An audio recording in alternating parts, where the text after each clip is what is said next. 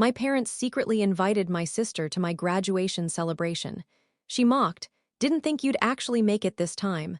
I replied, "Didn't think you'd show your face after last semester's expulsion." My dad gasped, "What expulsion?" Her smile faded instantly. "Didn't think you'd actually make it this time." My sister smirked, clinking her champagne flute against mine with that smug little tilt of her head she's had since high school. Without blinking, I replied, "Didn't think you'd show your face after last semester's expulsion." Silence swallowed the room. My dad, stunned mid-toast, turned toward her. "What expulsion?" That's the moment everything changed. Again. I never thought my college graduation would bring on the kind of family meltdown I hadn't seen since my parents' divorce. But here I am, a week later, sitting in my new sublet in Chicago with unopened moving boxes and a stomach that twists every time my phone buzzes. My name is Tessa, I'm 24, and this all started long before the champagne glass hit my lips. I grew up in Grand Rapids, Michigan. My mom, Joyce, ran a local bakery called Sugar Bell, and my dad, Harris, worked long hours as a logistics manager for a freight company. Our life looked simple from the outside. Comfortable home, Sunday barbecues, family game nights. But what people didn't see was the dynamic behind closed doors, specifically, the way my older sister Rowan could do no wrong. Rowan was the golden child from day one. Smart, pretty, bold, and talented in the kind of effortless way that turned heads and made teachers fawn. I, on the other hand, was the quiet one. Bookish, reserved, the easy kid, as my mom liked to say. That's probably why they forgot I needed attention too. Rowan always got the spotlight. Tennis tournaments, weekend photography workshops, a European summer before senior year. I worked part-time at the local library. When I got a scholarship to the University of Michigan, they clapped politely. When Rowan transferred to Michigan State, they drove her there and rented her a furnished apartment. Then the divorce happened. It hit my senior year of high school like a meteor. My dad found out my mom had been having an affair with a man who frequented her bakery, Spencer, a local contractor with a tan and a Range Rover. Rowan picked sides immediately. She told Dad to grow up and move on, and moved in with Mom like it was no big deal. I stayed mostly with Dad, not out of resentment toward Mom, but because she barely noticed when I stopped coming around. What followed were years of half-hearted texts and surface-level check-ins. Holidays split awkwardly. My mom tried to smooth things over, but it was always for show. Rowan would only ever reach out when she needed something, a recommendation, a +1 money. During college, we barely interacted. Rowan had changed majors 3 times, transferred again, and ended up at a private arts college in Chicago by junior year.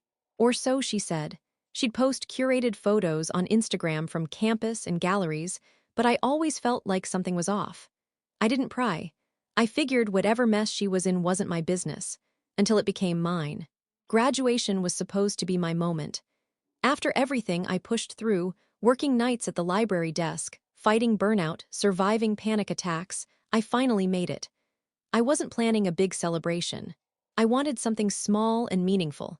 So I invited my dad, a few close friends, and 2 professors I admired. We booked a private room at Weber's in Ann Arbor for a post-ceremony dinner. I asked Dad if he thought we should tell Mom. He said he'd handle it. What I didn't know was that handling it meant sending her an invitation behind my back. And worse, he didn't tell me Rowan was coming too. When I walked into the room that evening, I froze. There she was, sitting at the farm table, wine glass in hand, laughing with my mom like it was her event. I thought maybe I could ignore it, pretend the tension wasn't there. But then she walked up to me during the toast, leaned in, and hit me with that line. "Didn't think you'd actually make it this time." It wasn't just a joke. It was a dig. Rowan always had a way of framing her jabs in silk and lace, sounding playful but designed to sting. She didn't think I had the grit to finish college.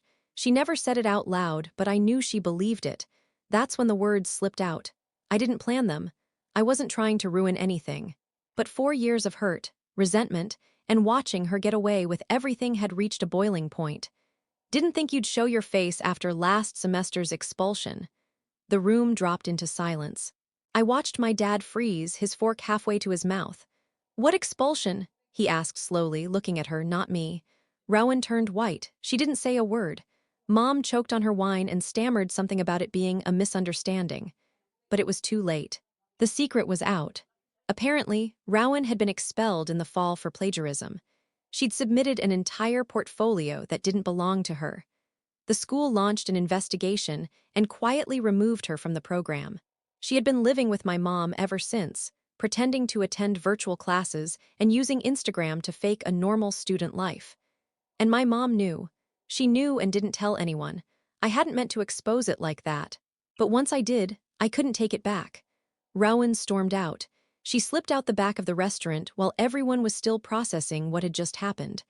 Mom left 20 minutes later, glaring at me like I'd committed a crime. My dad stayed, sitting across from me with this stunned look on his face.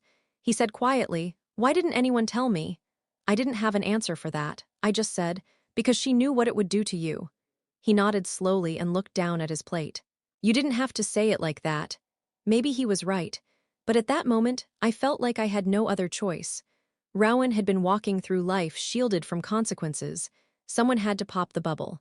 Since then, my phone hasn't stopped buzzing. My mom sent me a dozen texts, all variations of "how could you?" And that wasn't your truth to tell. Rowan finally messaged me too. She didn't apologize. She just said I'd ruined her chance to explain things in her own time. And Dad? Well, he's not angry, but he's definitely hurt. He's been quiet, thoughtful, and me, I'm in this weird limbo. I didn't do it for revenge. I didn't want to hurt anyone, but I'm not sorry either. I'm just tired of swallowing things to keep the peace, especially when that peace was built on lies. Still, I keep wondering, did I go too far? Am I justified in what I did?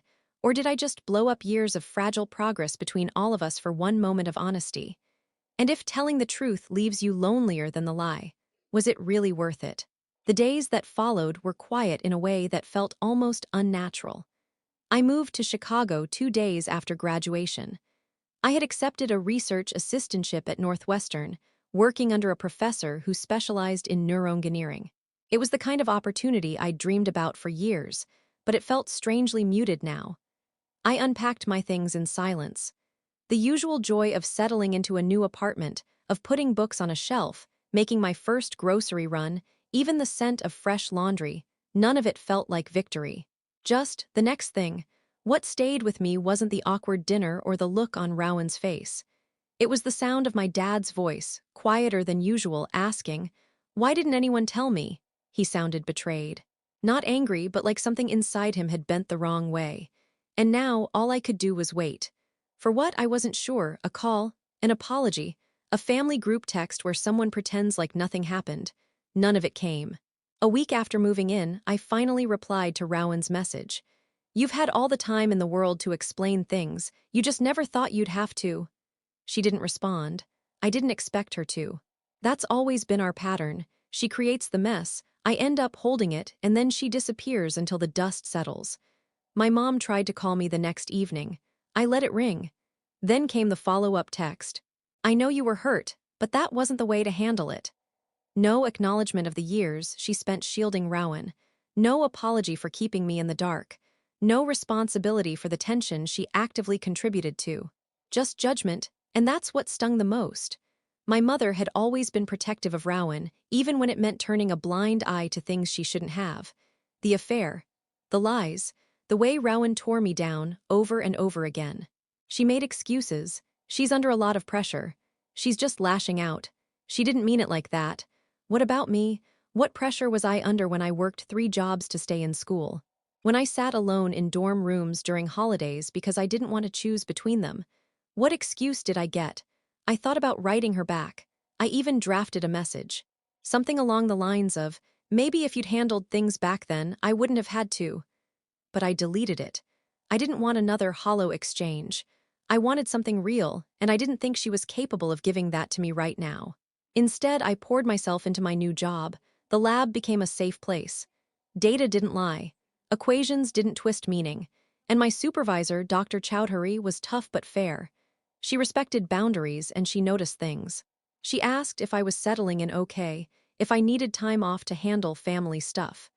I lied and said everything was fine. It felt easier than explaining the emotional minefield I'd walked into. Then 2 weeks after the incident, my dad called. I nearly dropped my phone when his name lit up the screen. Tessa, he said, his voice soft. Hey, Dad. A long pause stretched between us. I wanted to say I've been thinking a lot about what happened, about everything. I waited, unsure of what was coming next. You were right, he said. I should have told you your mom and I had invited Rowan. I didn't know about the expulsion, I swear. But I wanted us all together again, even if it was just for a night.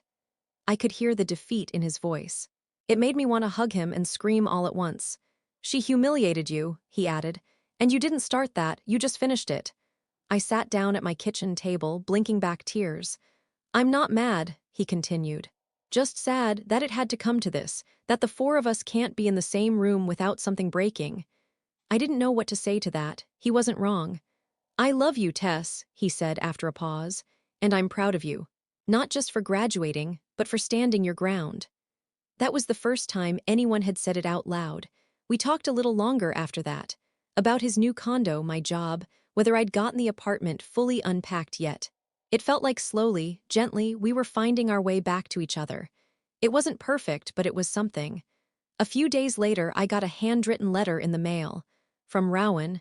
It wasn't long, just 2 pages. But the fact that she put pen to paper at all made me stop in my tracks. She didn't start with "I'm sorry." Instead, she wrote, I don't know if you realize how much pressure I've felt all my life to be perfect. And I know you hate hearing that, because you were the one always pushed aside. I don't know if I did what I did out of fear or laziness or pride. Maybe all three. But when you said that in front of everyone, I felt the floor fall out from under me.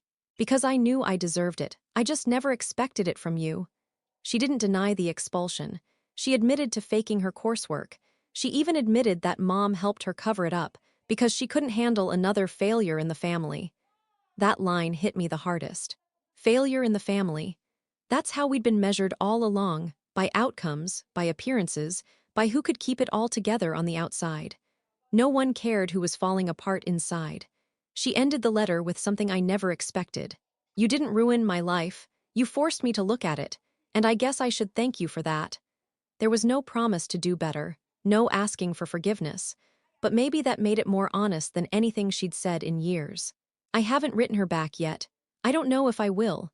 There's still a part of me that doesn't trust her intentions, and another part that misses the sister I thought I had when we were little, before everything got complicated. I haven't told Mom about the letter. I don't think I want to, not yet. There's a strange quiet in my life now. Not peace exactly, but space. Space to think, to breathe, to figure out what kind of relationships I want to salvage and what ones I'm okay letting drift away. Sometimes I wonder if families are supposed to break like this. If everyone goes through a version of this story. If someday, years from now, Rowan and I will sit down over coffee and laugh about the absurdity of it all. But not now. For now, I'm learning how to be okay without the fantasy of a whole, perfect family. Just a real one. Broken, flawed, maybe a little toxic, but real. And for the first time in a long time, I'm not afraid of the silence that comes with that. I sat with Rowan's letter for a few days, rereading it during quiet mornings before work, letting every word settle in a little deeper each time. There was no dramatic breakthrough, no sudden well of forgiveness bubbling up inside me. Just a kind of recognition she had said something real for once. That was new, but it didn't mean I owed her anything. Life went on. I buried myself in lab work, volunteered for a few extra projects, and slowly I started sleeping better. My dad and I talked more often. He visited Chicago a couple of weekends after the call, and we went to a Cubs game, just the two of us. I hadn't seen him that relaxed in years. We didn't talk about Rowan or Mom. We just laughed, drank warm beer, and ate overpriced hot dogs, and it was perfect. About a month later, I got a group text from my mother. Family dinner next Sunday, at my place. I'd like everyone there. Everyone meant Rowan too. I stared at it for a long time, thumb hovering over the screen. I almost ignored it completely. But something in me shifted, not out of guilt, not even an obligation. But curiosity. I wanted to see what this everyone would look like now that all the masks were off. So I responded, sure. My dad texted me separately almost immediately. Are you sure? Yeah. Let's see what happens. The dinner was awkward from the moment I stepped into my mom's house. It was the same house I grew up in, but it felt smaller now. Tighter. claustrophobic with unspoken words. Rowan was already there, sitting in the kitchen with a glass of water, not wine. She looked different. Smaller somehow, like the weight of her choices was catching up. No makeup, no performative grin, no dramatic outfit. Just jeans and a plain tee. She gave me a small nod. I nodded back. My mom was bustling around, putting dishes on the table like she was trying to summon a normalcy none of us felt. We sat down, me, Dad, Rowan, and Mom. The first dinner with all four of us in years. The conversation started shallow. Work updates. Weather, my dad's fantasy football league. No one mentioned what had happened. Until dessert. Mom brought out a peach cobbler, her famous one. She placed it in the center of the table with a proud little smile. Just like old times, she said, and I looked at her, really looked. She wanted this so badly, this illusion of unity, but it wasn't for us. It was for her to erase what she couldn't face. Are we just gonna pretend everything's okay now? I asked, setting down my fork. The room went still.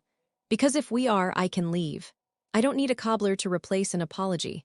Rowan stared at her plate. My dad looked tired but calm. Mom blinked at me. Tessa, I'm trying. Trying to do what? Ignore what happened. Sweep it under the rug like we always do, Rowan finally spoke. Tess, don't. No, I will. I turned to her. You lied for months. You used Mom to cover it up. And you mocked me on one of the biggest nights of my life.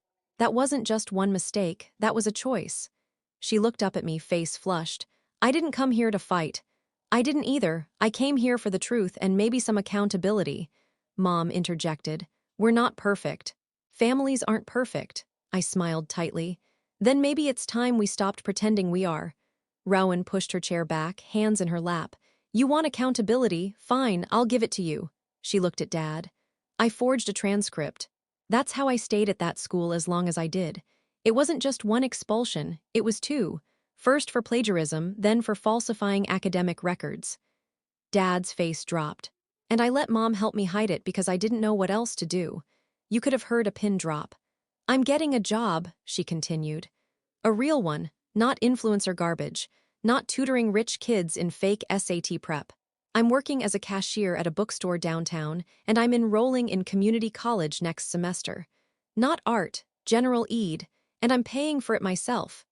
That was the moment. That was when I knew she wasn't playing a game anymore. Her voice was flat, almost resentful, but it was honest. And why should we believe that? Dad asked gently. You shouldn't, she said. Not yet. That landed hard, and I realized something then. The real revenge wasn't what I said at graduation. It wasn't blowing up the secret or making her squirm. It was this moment. Watching her have to face the truth, stripped of excuses. Humble, small, humans. It was watching my mother sit there, eyes glistening, realizing that shielding one daughter had cost her the other. That she couldn't bake enough cobblers to mend the silence that now stretched between us. That night, I didn't storm out. I didn't argue, I stayed. I ate the peach cobbler. I talked to my dad about work. I watched Rowan quietly clear the dishes. I didn't forgive, not yet. But I left on my own terms, with dignity, with truth on my side. And that was enough. For the first time in my life, I didn't feel like the forgotten sister. I wasn't a side character in someone else's chaos. I was the woman who made it through, with scars and all. That was the ending I gave myself. And honestly, it was satisfying.